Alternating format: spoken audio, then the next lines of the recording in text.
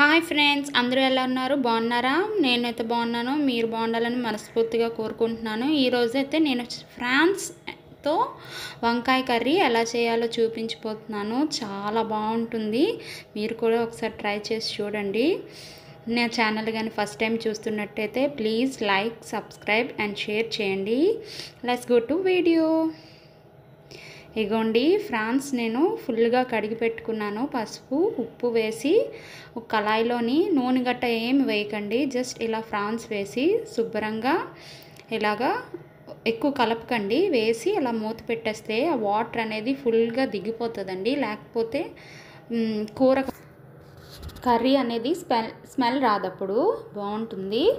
ఇగోండి కళాయిలోని ఇలా వాటర్ అంతా ఇంకిపోయేలాగా చూసారా, ఎంత వాటర్ అనేది పైకి వచ్చిందో అదంతా ఇంకిపోవాలి. ఇలాగా చూసారా, అంతా వాటర్ అంతా ఇంకిపోయింది. ఇప్పుడు దీన్ని పక్కకి తీసేసి ఒక ప్లేట్లో నెక్స్ట్ ఒక 2 ఉల్లిపాయలు, ఒక 2 టమాటాలు, ఒక 4 చిల్లీ, ఆ మిర్చి నిలువుగా కట్ చేసుకోండి. ఆనియన్స్ కూడా ఇలా ఆనియన్స్ నిలువుగా కట్ చేసుకుంటే ఎక్కువ గ్రేవీగా వస్తుందంట.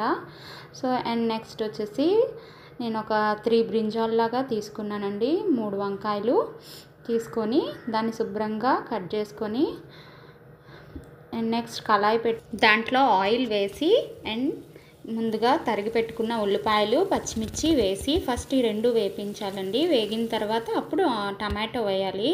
అన్నీ కలిపి ఒకసారి వేసేకండి. అప్పుడు టమాటో వల్ల ఈ ఆనియన్స్ ఫ్రై అవ్వవు. అండ్ 3 ఇలాగా శుభ్రంగా మగ్గనివ్వండి. నెక్స్ట్ ఇగోండి కట్ చేసి పెట్టుకున్నాను కదా బ్రింజాల్, అది వాటర్లో వేసి ఉంచుకున్నానండి. లేకపోతే అది నల్లగా అయిపోతుంది కదండి బ్రింజాల్ అనేది.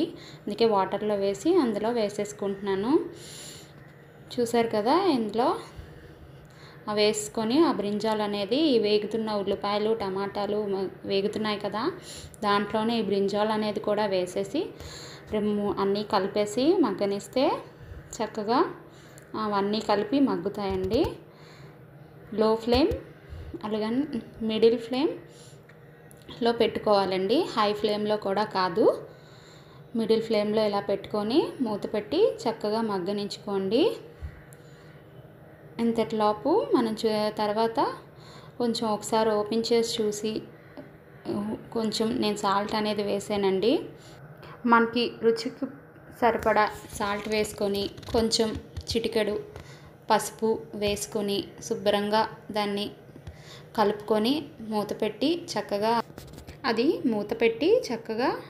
మగ్గనిచ్చుకోండి. ఇగోండి అల్లం వెల్లుల్లి పేస్ట్ అండ్ కొంచెం అన్ని మసాలా దినుసులు ఏమేమి ఉన్నాయో అవన్నీ కలిపి అందులో వేసుకుంటానండి. 1 స్పూన్ ఇది పేస్ట్ అనమాట. అది కూడా 1 స్పూన్ అందులో వేసుకొని శుభ్రంగా కలుపుకోండి. ఇగోండి మా అక్క వాళ్ళ బాబు వచ్చి వెనక నుంచి అప్పుడప్పుడు ఆకలేస్తే ఒక్కొక్క రొయ్య తిని మన జోకులు వేస్తున్నాడు. ఇగోండి ఇది అల్లం వెల్లుల్లి పేస్ట్. నేను శుభ్రంగా మసాలా సామాన్లు, అల్లం వెల్లుల్లి పేస్ట్ అంతా ఒకేసారి ప్రిపేర్ చేసుకొని ఫ్రిడ్జ్లోని స్టోర్ చేసుకుంటానండి. అప్పటికప్పుడు చేసుకోవాలంటే అవ్వదు కాబట్టి. ఇగోండి శుభ్రంగా చూసారా అవన్నీ ఎంత చక్కగా మగ్గిపోయాయో. ఇప్పుడు దాంట్లో మనం ముందుగా పక్కకు పెట్టుకున్నాం కదా ఆ ఫ్రాన్స్ అనేవి ఇందులో వేసి శుభ్రంగా కలుపుకోండి. కలిపిన తర్వాత మనకి ఎంత కారం కావాలో అంత, ఎక్కువ కారం తినేవాళ్ళు ఎక్కువ వేసుకోండి. నేనైతే ఇగోండి మనకి రుచికి సరిపడినంత కారం వేసుకోండి. నేనైతే ఒక 3-4 స్పూన్స్ వేసాను. చాలా మనకి ఒకవేళ కారం సరిపోకపోతే మనం వాటర్ వేసాక కూడా వేసుకోవచ్చు. ఇగోండి కారం వేసాక ఒక 2 మినిట్స్ ఇలా కలపండి. కలిపిన తర్వాత ఇప్పుడు నెక్స్ట్ మనం వాటర్ అనేది ఇందులో పోసుకోవాలండి. నాకు చాలలేదు 3 స్పూన్స్ వేస్తే, అందుకే ఇంకొక స్పూన్ వేసుకున్నాను. ఇప్పుడు మనకి అందులో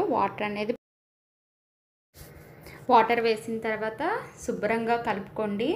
కలిపి చక్కగా మూత పెట్టేయండి. అది దగ్గర పెరాక ఆపేయడమే.